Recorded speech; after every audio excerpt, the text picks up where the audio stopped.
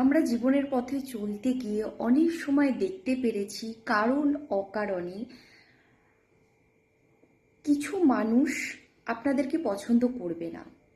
পছন্দ করবে না মানে পছন্দ করবে না। তার জন্য কিন্তু আলাদা কোনো কারণ নেই, না আপনি তাদের কোনো কষ্ট দিয়েছেন, না আপনি তাদের দুঃখ দিয়েছেন, না তাদের আপনি কোনোভাবে কোনো দুর্ব্যবহার করেছেন, তবুও কিন্তু তারা পছন্দ করবে না। পছন্দ না করার কিন্তু পার্টিকুলার তাদের কাছে কোনো রিজন নেই। তাহলে আপনারা বা আমরা সেই মানুষদেরকে এত কেন গুরুত্ব দেব যারা আমাদেরকে পছন্দ করছে না? আমাদের জীবনের কি তাদের ইম্পর্টেন্স এতটাই হওয়া প্রয়োজন যে তারা কেন আমাকে পছন্দ করছে না, আমি কি করলাম না করলাম এই চিন্তা ভাবনায় ডুবে থাকবো? একবার ভেবে দেখুন তো।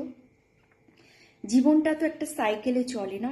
জীবনটা একটা সাইকেল, জীবনটা চলতে থাকছে। সুতরাং তাদের কথা চিন্তা করে আমরা কেন আমাদের সময়টাকে নষ্ট করব? তাদেরকে প্রমাণ করার জন্য তো আমরা এই দুনিয়ায় পৃথিবীতে জন্মায়নি, বা এখনো অস্তিত্ব তার জন্য তো টিকে নয়, তাই নয় কি?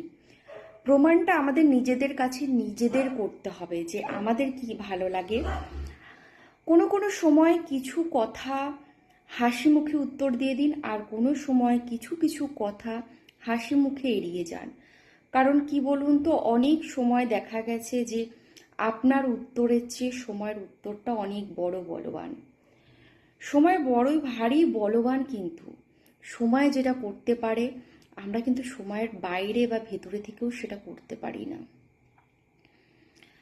আপনি কি করছেন, কতটা কি করছেন, সেইটার কিন্তু মাপ পরিমাপ আপনি যতটা নিজে জানেন সেরকম আরেকজনের কাছে, সেটা কে বলুন তো? উপরওয়ালা। সুতরাং আপনি ইচ্ছা করে কাউকে কষ্ট দেবেন না, আপনি দুর্ব্যবহার করবেন না।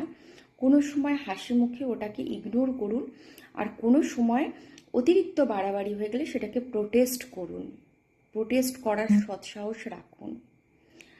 তাহলে দেখবেন জীবনটা অনেক সরল হয়ে গেছে। আর কোনো কোনো সময় টক্সিক পিপলদের একদম নিজের জীবন থেকে কেটে ছেটে বাদ দিয়ে দিন, তাহলে দেখবেন জীবনটা অনেক সরল হয়ে গেছে। আমরাও এই একটা সমাজের পার্ট, তারাও একটা সমাজের পার্ট, সুতরাং কিছু করার নেই। তাদের খারাপ বা ডিসরেসপেক্টের ব্যাপার নয়, তাদের ব্যাস একদম ফেলে দিন। কারণ আপনি কিন্তু জন্মাননি, তারা কি মনে করছে সেই ঠেকা নিয়ে কিন্তু আপনি বসেনি।